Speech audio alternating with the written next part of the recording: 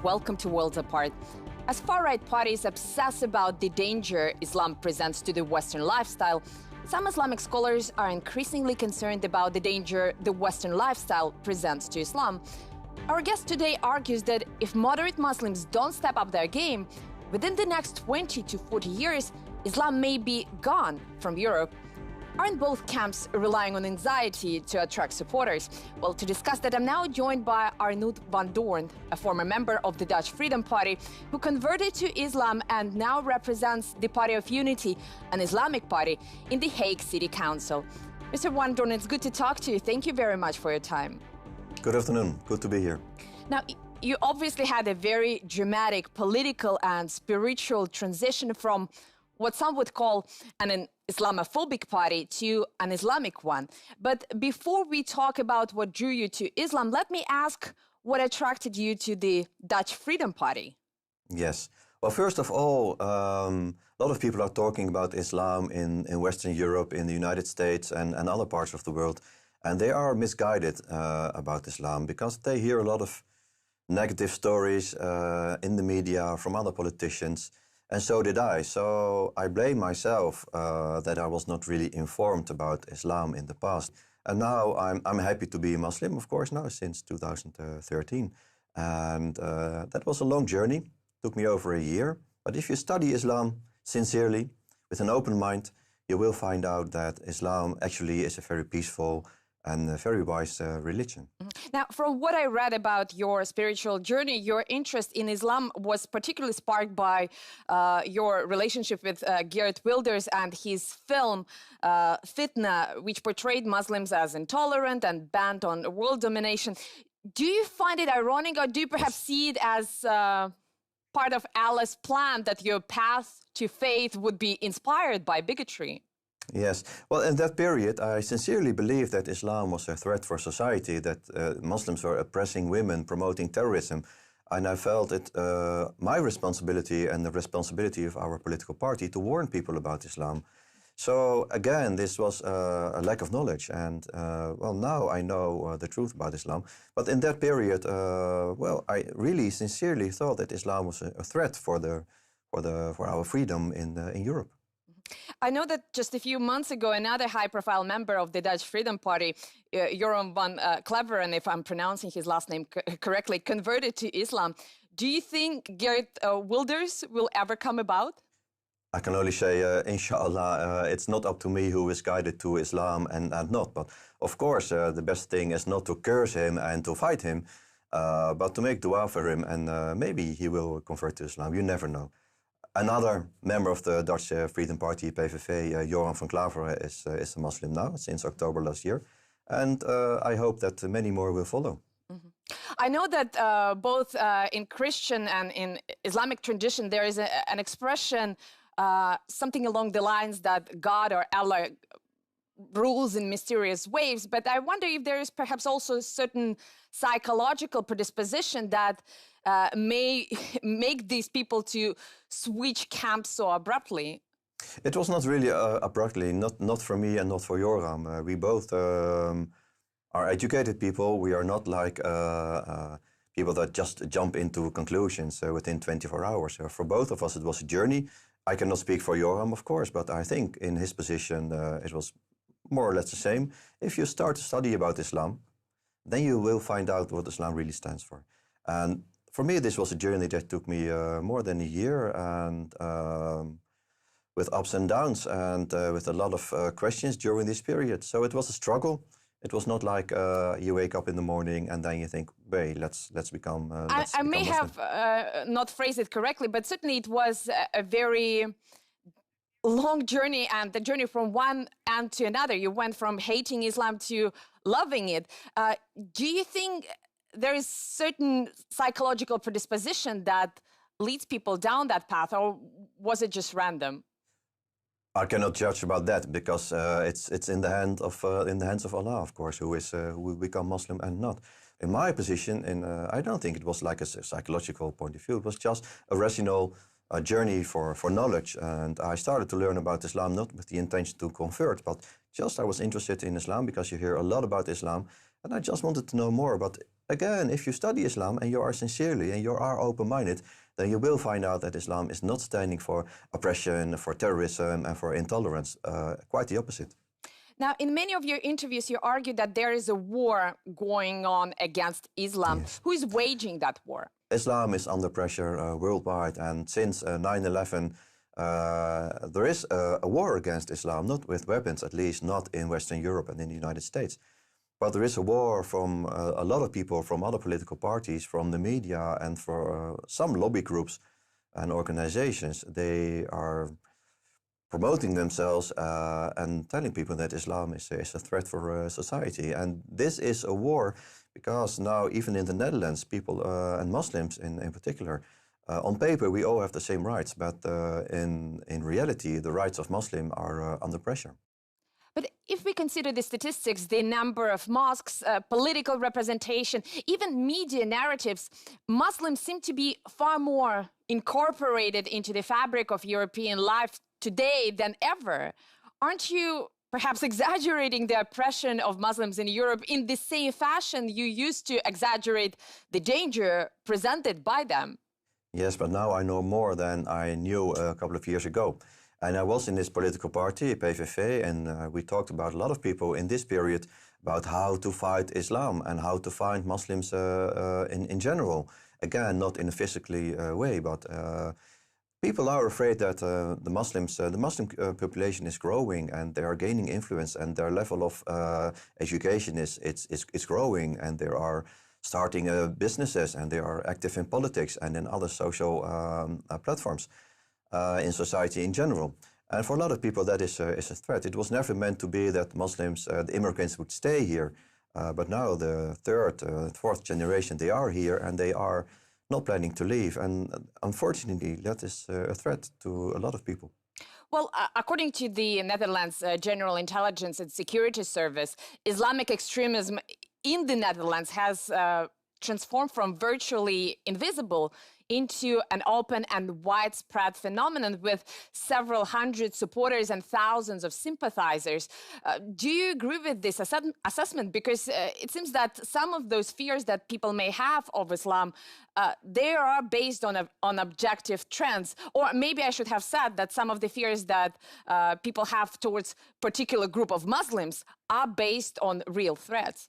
Of course, there's always, and you have that in every religion, there's always a small percentage of people that are extreme to the left or to the right side. You can be extreme in fighting against other religions, what is not the purpose of Islam. Islam is a tolerant religion. But extremism is not Islam, not to the other side, like, for example, assimilation is also a form of extremism. So you have to stand for your values, and extremism is not a part of Islam. And people within Islam, this small percentage, we're talking about maybe 1 or 2% that are aggressive and misguided and don't understand Islam. We have to, of course, we have to deal with them in a legal way. But I think you would also agree that certain strands of Islam are more prevalent than others. And I think what we see in many Muslim countries is an effort to preserve indigenous Islam and protect it from foreign influences, particularly the Saudi influence, after a long record of what I would call predatory religious practices. Do you believe in diversity within Islam, and do you think it should be protected?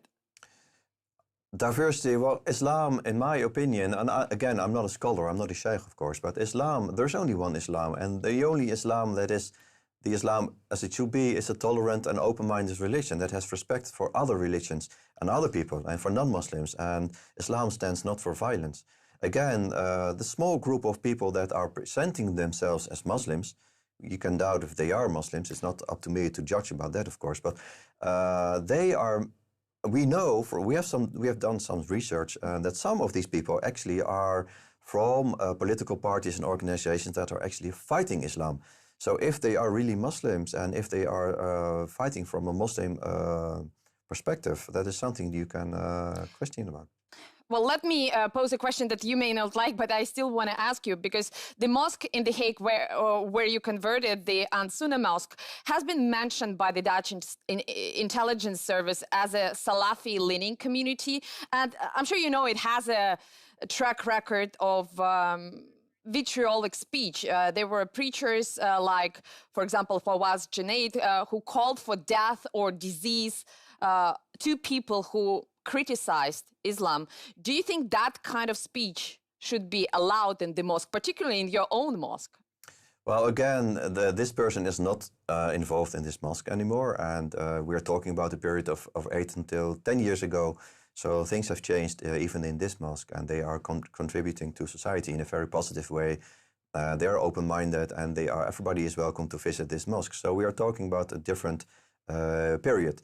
But then on the other hand, even if you call yourself Salafi or whatever you call yourself or other groups within Islam, as long as you are within the law, within the boundaries of law, you are free to talk and to tell people about religion, as long as you don't call for violence and for intolerance.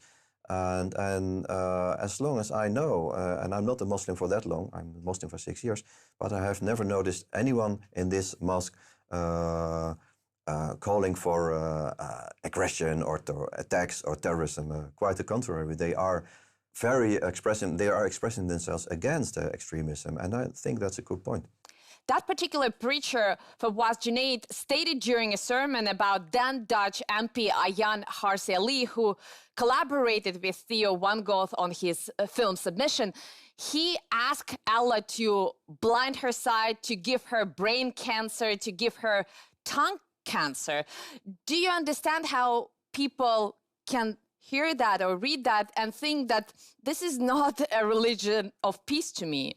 Yes, but then again, we're talking about a long time ago. Well, he was only fired in 2012, from what I know, and he wasn't fired on religious grounds. He was fired because of administrative violations. I don't know about that. I know what we're talking about a period that is 7 years ago, even before I was converted to Islam.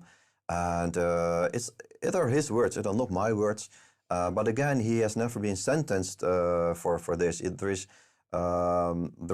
has never been to jail or whatever. So we are still living in a democracy, and if he is stepping above, over certain legal lines, then you have the public attorney to do something about it.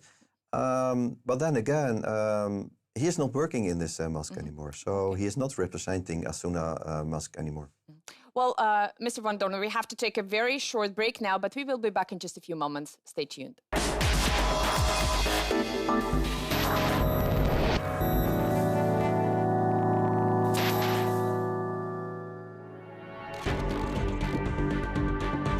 Welcome back to Worlds Apart with Arnoud Van Doorn, president of the European HIDAYAH Foundation.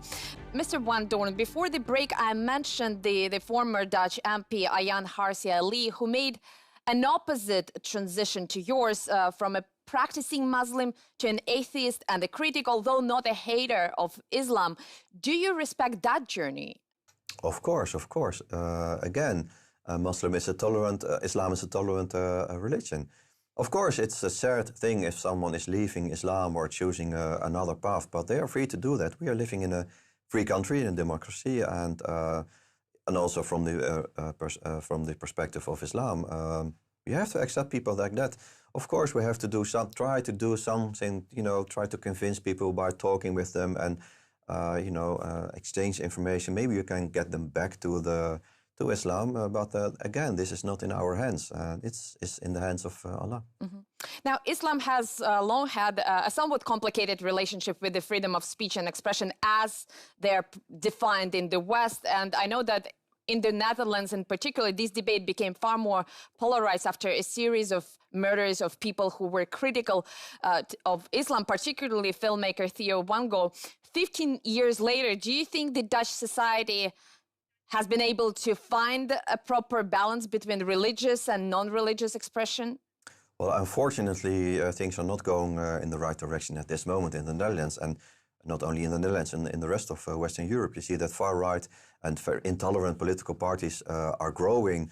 I think that it's a great concern because minorities in Europe, in the Netherlands, for example, the Jewish minority, the Muslim majority, they are both under attack. And this very thin layer of tolerance that we are supposed to have in the Netherlands it's fading away in a very fast way, and this is a great concern, definitely. And we know all that not that long ago, 70, 80 years ago, we had the same situation. Then about the Jews, and now the Muslims, the Muslim minority is in the same position basically, and it's worrying.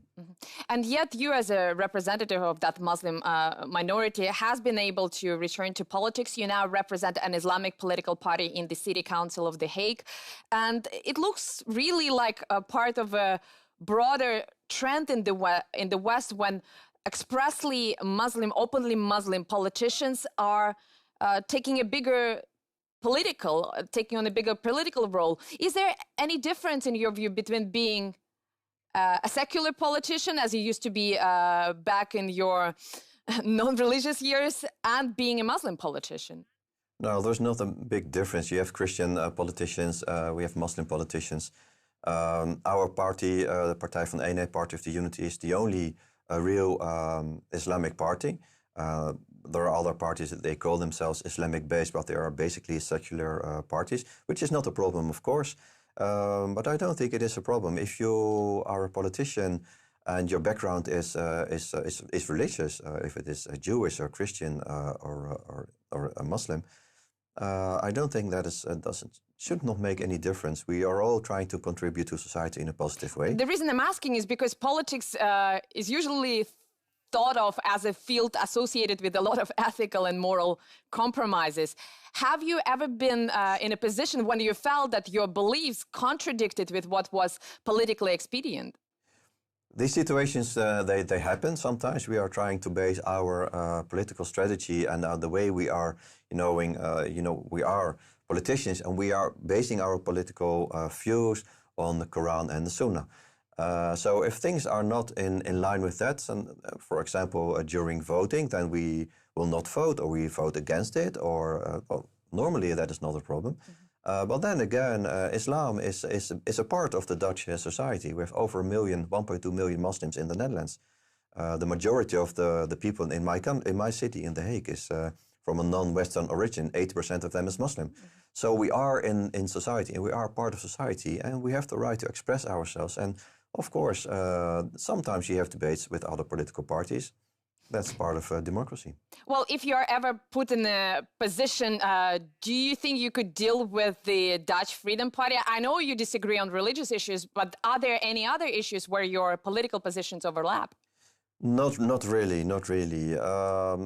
Maybe some of them, if it's about, for example, the way we treat elderly people in the Netherlands, youth and family care, the gap between the very rich people, a small amount of rich people, and a lot of people that are not having that much money. So we have some problems that we both, try to fight and to deal with. But in general, no, there are not really, because they are an intolerant party promoting hate and intolerance. And we, as a Muslim political party, we are trying to build bridges and to bring people together. So that is quite the opposite. Now, the far-right parties often obsess about what they see as the possible Islamic takeover of Europe, but I heard you say, I heard you voice an opposite concern that Islam may disappear from Europe within the next 20 to 40 years if Muslims, moderate Muslims, don't take a stand. Aren't you both relying on anxiety and fear to attract more supporters? Islam is a moderate religion. So there are no moderate Muslims or extreme Muslims, in my view. You have Muslims. But the thing is that because we are a threat for society, for a lot of people in certain positions, they don't like Muslims to be like the way it's supposed to be from the point of Islam. And they are trying to create a so-called modern Muslims or Western Muslims. And that is a threat, because I said earlier that extremism, for example, IS, is a threat for Islam. But the other side, the other way, is also extremism. Leaving Islam and leaving and trying to create your own religion and call it Islam. That is also a danger. And we have to stay in the middle because, as I said before, Islam is a moderate religion. Well, you're actually leading me perfectly to my next question, because by all estimates, the number of Muslims in Europe is on the increase. But you warned about the strengthening of the so-called Western Islam, a younger generation who believe in Allah but who allow themselves, for example, a glass of wine, or who don't pray 5 times a day. Is it really up to you or anyone else on this planet to determine who is a good Muslim and who is not? No, of course not. It's not up to other Muslims to decide or to judge if someone is a Muslim or not. It's up to Allah, and we have to respect that. And I do, of course.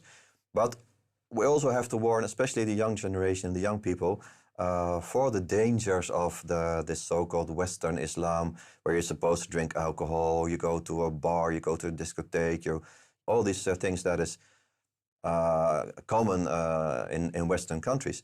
But the good thing is that especially the young generation, you're talking about the young generation, they are just getting back to the Islam where at least what it's supposed to be. And that is a good thing. And they are leaving this so-called Western Islam from their parents and maybe the first and second generation. Now, you also spoke about radicalization as one of the major threats to Islam. Where do you personally draw that line between the hardline but non-violent version of Islam and the extremist one? Again, extremism is not allowed within Islam. As I said before, Islam is a moderate religion. So there is no place for extremism. But there is a right, of course, if people want to be like, I can call it maybe an Orthodox Muslim, as you have Orthodox Christians and Orthodox Jews, they should be free to do that. We live in a free society, in a democracy, and there is freedom of religion, freedom of speech. Mr. Van Doorn, the reason I'm asking about this is because, you know, there are a number of countries, Saudi Arabia is one of them, where you don't have a choice of what kind of Islam you practice. When I go there, even as a non-Muslim, I have to comply with the rules which are imposed on me. There are absolutely no tolerance or freedom in that regard. So that's why I'm asking where that line lies between hardline or Orthodox Islam, if you want to call it, and an extremist one, because some would say that killing LGBT people for their own choices is an extremism, and Saudi Arabia does it as a state policy. First of all, we are not living in Saudi Arabia. I live in the Netherlands, and we are a minority in the Netherlands. But you talked about Ummah before, so you surely see Muslims as people around the world rather than confined to a single country. But then again, within Islam, there is no place for extremism. But for example, people are calling Muslims these days that are praying 5 times a day, that are doing the Ramadan, going to Hajj, wearing a hijab. Some people call that extremism, but that is not extremism. That is Islam as it's supposed to be. And if people want to perform their religion in that way, they should be free to do that. I'm talking extremism, in my point of view, is creating hate, intolerance, judging other people because they are not a Muslim or they are from another religion, anti-Semitism. All these things are not part of Islam, but they are, by some media and politicians, they tell people that is Islam, but it has nothing to do with Islam. Islam is a peaceful religion. Well, Mr. Van Doorn, I think we probably disagree on the definition of extremism here, because having reported from the Syrian front lines, I see anyone who went to Syria to join ISIS as an extremist. But you, back in 2014, said that we should not label guys who have been to Syria as dangerous. You said that you know a number of people who have returned and they may be disillusioned, but they are not dangerous. And obviously, they didn't go there to plant trees. They went there to fight and kill. How would you know if they're dangerous or extremist or not? Well, again, IS that's one of the forms of extremism that we should not promote, of course. In my opinion, again, I'm not a scholar, but IS has nothing to do with Islam. And IS is probably created by other organizations, but we don't have the time to talk about that.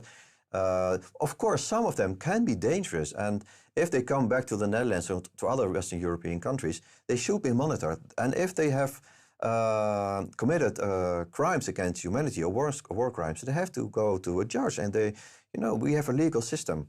But we have to monitor these people. But to say all of them, including their wives and innocent children, some of them 3, 4, 5, 6 years old, you cannot say they are terrorists. And if they are sincere and they feel sorry for what they have done, you have to come back and you have to go to stand for a judge and and you have to be monitored. But these people need a chance. Mm-hmm. They need a second chance, like everybody else. You mentioned wives and children, and according to the Dutch authorities, there may be more than 145 children of Dutch foreign fighters growing up within the ISIS-held territory, most of them under the age of 4 or 5. And the Dutch intelligence is pretty open, stating that they believe that those children may pose a future risk for the country. They also almost never fail to mention that most of them were born in Syria or Iraq. Should that mean that the Netherlands has no responsibility for those kids and that those kids should be dumped in Syria and nobody should take care of them? Well, it's outrageous, of course, to say that children the age of 3, 4, 5 years, that they are a threat for society. That's ridiculous. Of course, it's ridiculous. That's creating hate. That is creating intolerance. Of course, we should not dump these people in Syria or Iraq or in Turkey or whatever, where they are in some of these refugee camps. We are a democracy. We are a legal society, and they have the right to come back. But then, if they have done something that is against the rules, if they have killed people or committed war crimes, they have to stand for a judge, and some of them will be convicted. And if they are convicted after they have done their sentence, they are free, and they should be guided and monitored.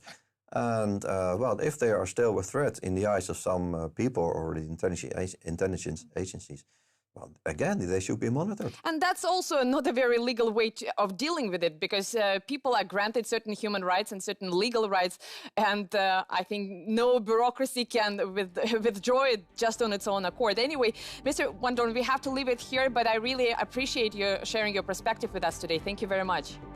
You're welcome. It was a pleasure. I encourage our viewers to keep this conversation going on our social media pages, and hope to see you again, same place, same time, here on The Worlds Apart.